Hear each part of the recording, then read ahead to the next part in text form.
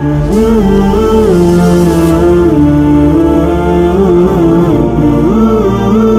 بیوہ عورت کا ایمان افروز قصہ نظر سے گزرا ہے، اور یہ قصہ بڑا عجیب اور غریب ہے، بڑا ایمان افروز قصہ ہے۔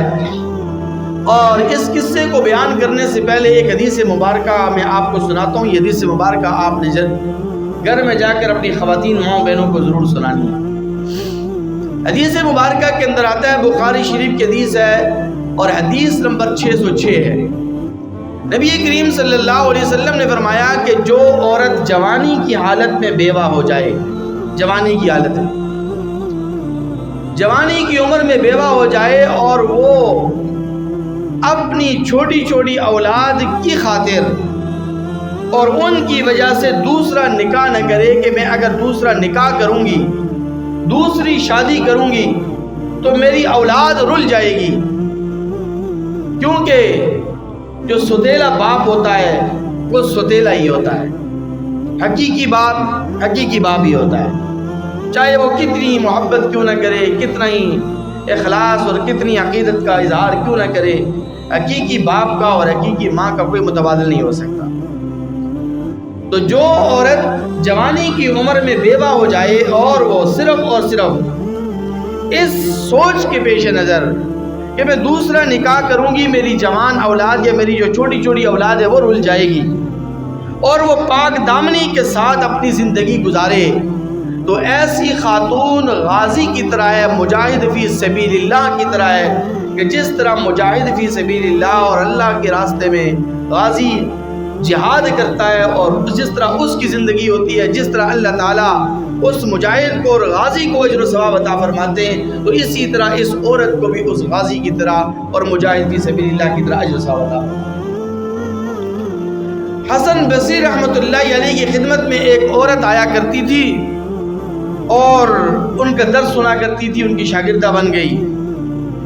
اس کے خامن کو اللہ تبارک و تعالی نے بے شمار مال و دولت عطا فرمائی تھی،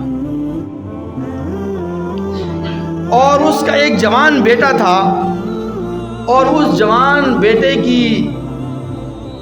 عمر میں، جب وہ بھی بیٹا جوانی کی عمر میں اور جوانی کی دہلیز پر اس نے قدم ہی رکھا تھا کہ اس کا باپ فوت ہو گیا، وہ عورت بیوہ ہو گئی۔ اس نے یہی سوچا کہ میرا ایک ہی جوان بیٹا ہے، ابھی اس نے جوانی کی دہلیز پر قدم رکھا ہے، اگر میں نے اس عمر میں دوسری شادی کر لی تو پتہ نہیں میرا دوسرا خامند اس کے ساتھ کیا سلوک کرے گا، یہ رل جائے گا، اس لیے اس نے شادی اور نکاح کا ارادہ ترک کر دیا، اس کی پرورش میں لگ گئی۔ لیکن باپ کی مال و دولت تھی اور وراثت میں اسے اتنی دولت ملی تھی کہ بیٹا دولت کے نشے کے اندر ایسا مستغرق ہوا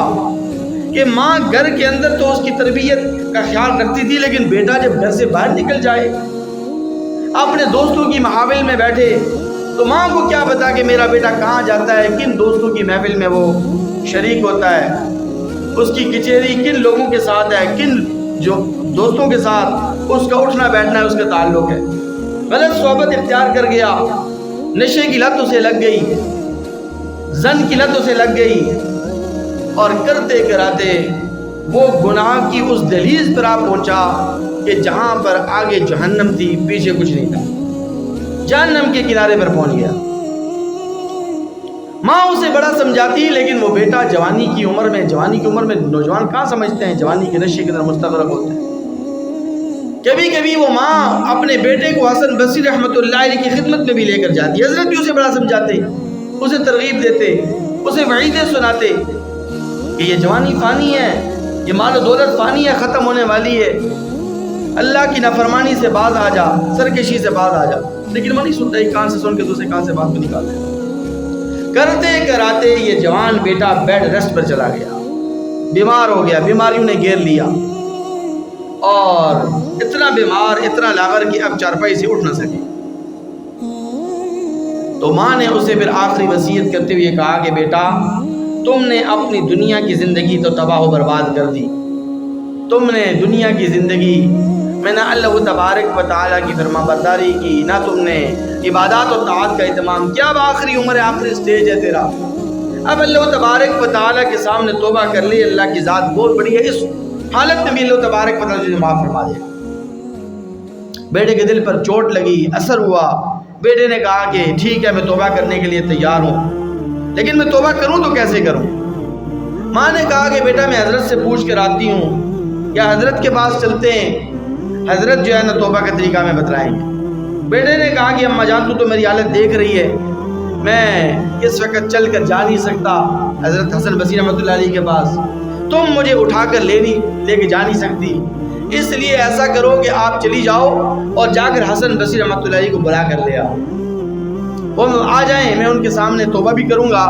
اور میں ان سے یہ وعدہ بھی لوں گا کہ میں جب فوت ہو جاؤں تو میری نماز جنازہ بھی وہی پڑھائیں۔ ماں چلی گئی حسن بصری رحمۃ اللہ علیہ کے پاس اور حضرت سے جا کے درخواست کی۔ حضرت نے کہا کہ میں پوری زندگی اسے سمجھاتا رہا، پوری زندگی اسے نصیحتیں کرتا رہا، جب وہ صحیح تھا، تندرست تھا اور دل و دماغ اس کا حاضر تھا، اس وقت میری نصیحتوں پر اس نے کان نہیں دھرا، اب وہ میری نصیحتوں پر کیا عمل کرے گا؟ اس لیے وقت کے ضیاع کے علاوہ اور کوئی اس کا نہیں ہے، وقت ہی ضائع ہوگا، اس لیے میں اپنا وقت ضائع نہیں کرنا چاہتا، معذرت کے ساتھ تو واپس چلی جا۔ تو ماں نے کہا کہ حضرت بات یہ ہے کہ میرے بیٹے نے یہ وصیت بھی کی ہے کہ آپ اس کی نماز جنازہ پڑھا دیں، اگر آپ چل کے جا نہیں سکتے تو اگر وہ فوت ہو جاتا ہے تو کم از کم آپ مجھ سے یہ وعدہ کریں اس کی نماز جنازہ آپ پڑھا دیں۔ حضرت نے کہا کہ میں اس کی نماز جنازہ کیسے پڑھاؤں کہ جس نے اپنی پوری زندگی میں کوئی نماز ہی نہیں پڑھی، تو مسجد میں کبھی آیا ہی نہیں، اس کو دیکھا ہی نہیں گیا، نہ فجر میں، نہ ظہر میں، نہ عصر میں، نہ مغرب میں، نہ عشاء میں، نہ جمعے میں، نہ عیدین میں، تو میں اس کی نماز جنازہ کیسے پڑھاؤں؟ تو حضرت نے گویا کہ نماز جنازہ پڑھانے سے بھی انکار کر دیا۔ ماں ٹوٹے ہوئے دل کے ساتھ واپس آ گئی اور آ کر رونے لگی۔ بیٹا ماں سے پوچھتا ہے کہ اماں کیا ہوا، کیوں رو رہی ہو، کیوں آنسو بہا رہی ہو؟ کہا کہ بیٹا تو اتنا برا کیوں ہے، تو اتنا گناہگار کیوں بنا، تو اتنا فاسق اور فاجر کیوں بنا کہ حضرت حسن بصری رحمۃ اللہ علیہ نہ تیرے پاس آنے کے لیے تیار ہیں، نہ تجھے توبہ کرانے کے لیے تیار ہیں، نہ تیری نماز جنازہ پڑھانے کے لیے تیار ہیں۔ بیٹے کے دل پر چوٹ لگی اور اس کا دل کرچی کرچی ہو گیا۔ اس نے اپنے ماں کو کہا کہ ماں پتہ نہیں کس لمحے میری روح پرواز کر جائے، بس ایک وصیت کر کے جا رہا ہوں، وصیت کو نوٹ کر لو کہ جب میں فوت ہو جاؤں تو میرے گلے میں اپنا دوپٹہ باندھ کر گھر کے صحن میں مجھے اس طرح گھسیٹنا جس طرح کے کتے کی لاش کو گھسیٹا جاتا ہے۔ ماں نے کہا بیٹا یہ کیوں، ایسا کیوں کر رہے ہو، مجھے اتنے بڑے امتحان میں کیوں ڈال رہے ہو؟ بیٹے نے کہا کہ ہاں اماں ایسا ہی کرنا تاکہ لوگوں کو پتہ چلے کہ جو شخص اللہ کا نافرمان ہوتا ہے، والدین کا گستاخ ہوتا ہے، والدین کا نافرمان ہوتا ہے، اس کے ساتھ یہی حال ہوتا ہے، اس کا یہ حشر و نشر ہوتا ہے۔ دوسری وصیت کہ ماں مجھے مسلمانوں کے قبرستان میں مت دفنانا۔ ماں نے کہا کہ بیٹا یہ کیوں، مسلمانوں کے قبرستان میں تجھے کیوں نہ دفناؤں؟ تو ماں بیٹا کہنے لگا کہ اماں اس لیے کہ مسلمانوں کے قبرستان میں تم مجھے دفناؤ گی تو میری وجہ سے جو اس مسلمانوں کے قبرستان میں دوسرے مسلمان مردے جو دفن ہوں گے ان کو تکلیف ہوگی، میرے عذاب کی وجہ سے وہ بھی عذاب کے اندر، وہ بھی اذیت کے اندر مبتلا ہوں گے، اس لیے مجھے مسلمانوں کے قبرستان میں مت دفنانا۔ اللہ تبارک و تعالیٰ کے پاس یہ آپ پہنچی ہے، اللہ تبارک و تعالیٰ نے فوراً اپنے بندے کی طرف التفات فرمائی، اللہ تبارک و تعالیٰ نے اس کی توبہ قبول فرمائی، اور اسی اثنا میں کہ ماں اپنے بیٹے کی آنکھیں بند کر رہی تھی کہ دروازے سے کھٹکھٹاہٹ کی آواز آئی، من دق الباب، ماں نے پوچھا کون؟ تو آگے سے جواب آیا انا حسن البصری رحمۃ اللہ علیہ، کہ میں حسن بصری ہوں اور میں حاضر ہوں۔ پوچھا کہ آپ کیسے؟ کہنے لگے کہ میں جب تجھے جواب دے کر سو گیا اور نیند میں مجھے اللہ تبارک و تعالیٰ اور خواب میں اللہ تبارک و تعالیٰ کی مجھے زیارت نصیب ہوئی، اللہ تبارک و تعالیٰ مجھے فرمایا کہ حسن بصری تو میرا کیسا اللہ میرا ولی ہے، تو کیسا ولی اللہ ہے، تو کیسا اللہ کا ولی ہے، تو کیسا میرا دوست ہے کہ آج میرے ایک ولی اور میرے دوست کا نماز جنازہ پڑھانے کا انکار کر رہا ہے۔ جا میں تجھے حکم دیتا ہوں، جا کر میرے ایک ولی